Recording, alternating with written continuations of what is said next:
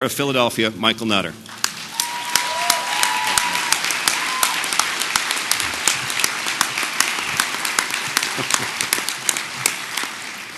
Ron, thank you very much, and I'll be sure to pass on your thoughts and sentiments to Coach Reed. He'd be very excited to hear that.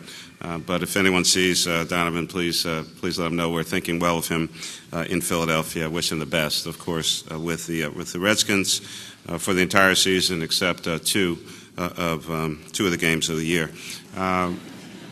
Seriously, Ron, thank you very, very much for your leadership and your dedication and commitment as a great representative for the Solar Energy Industries Association.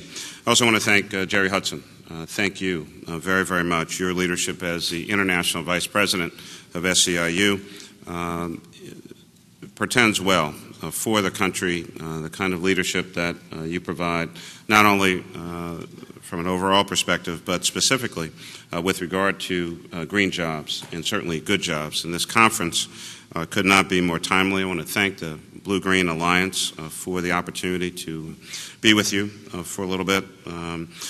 Ron, you made mention of our Office of Sustainability, and it's certainly an important title, Director of Sustainability, but more importantly is the person who happens to be with me today is Catherine Gajewski. The title is great. She's even better. So please do me a favor and give a big round of applause for our Sustainability Director, Catherine Gajewski.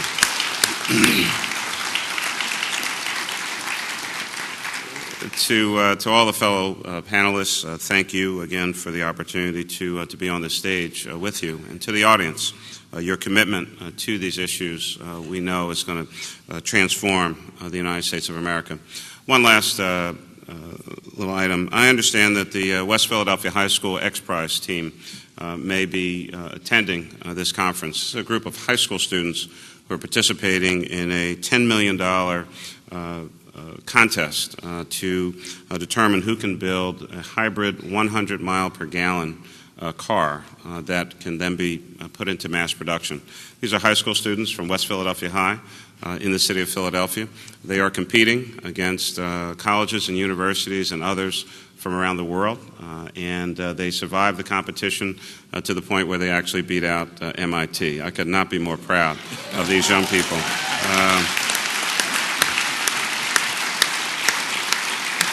So they are very serious. I've spent some time with them. It's a great vehicle they're building, and when they get back to Philly, I'm going to drive it around the hall a little bit. What an incredible array of doers and thinkers and implementers and people trying to get something done. And if anyone had any doubt about the future of sustainability, the commitment of people in this country to going green, all they have to do is see the view that I see. It's here to stay, it's real, it's serious, and I could not be more proud.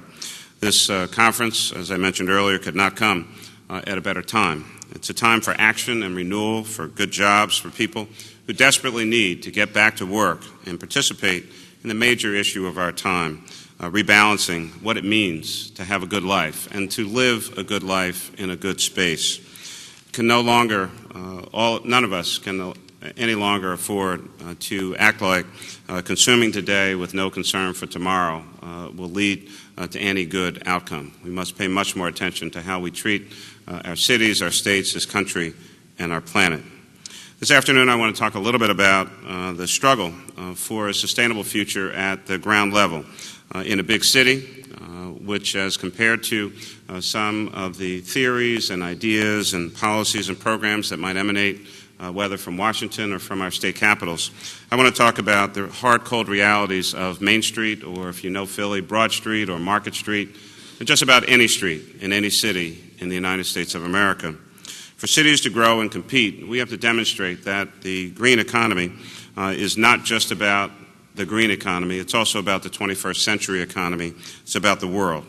As mayor of the soon-to-be fifth largest city in the United States of America, a grand city with a great history, great tradition, great culture, restaurants, hospitality, tourism, I am motivated by reason, but I am the most optimistic person you're ever going to meet. But I do live in the real world of big cities. With that caution in mind, I want to let you know that Philadelphia's goal, as Ron mentioned, is to be the #1 green city in America. If it's worth doing right, and it's worth doing at the highest level. Let me just give you a little bit of background about our city. Philadelphia, of course, was once the workshop of the nation, if not the world. We made everything from rail cars to televisions, Stetson hats, and garments, and we supplied the nation.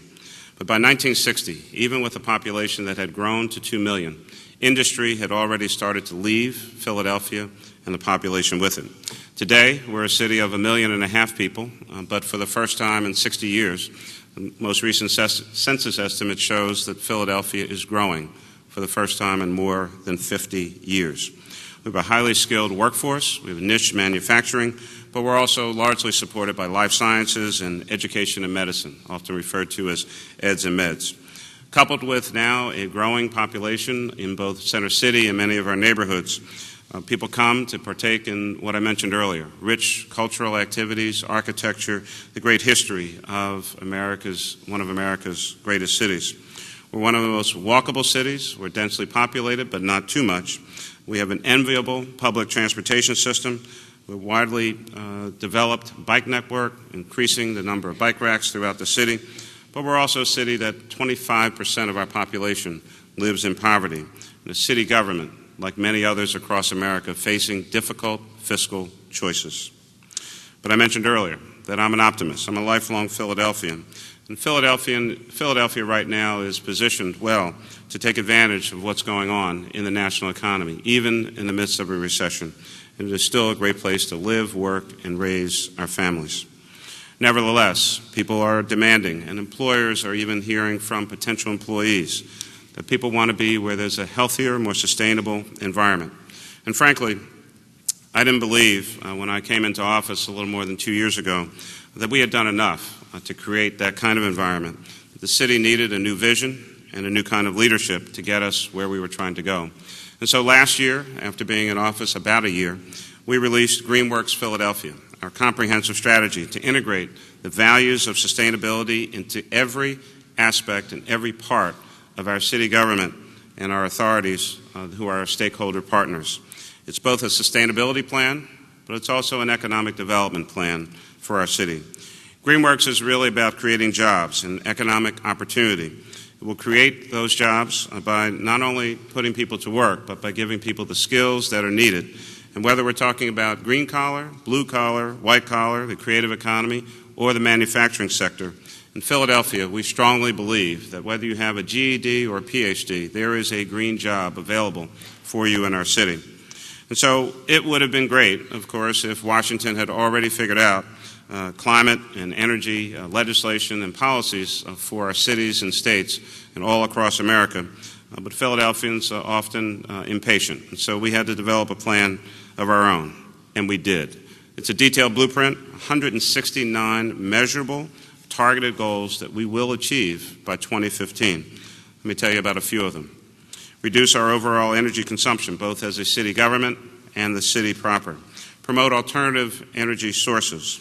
Clean up our air quality. Reduce solid waste and increase recycling all across Philadelphia. Green our neighborhoods and create more green space and plant 300,000 trees throughout our city.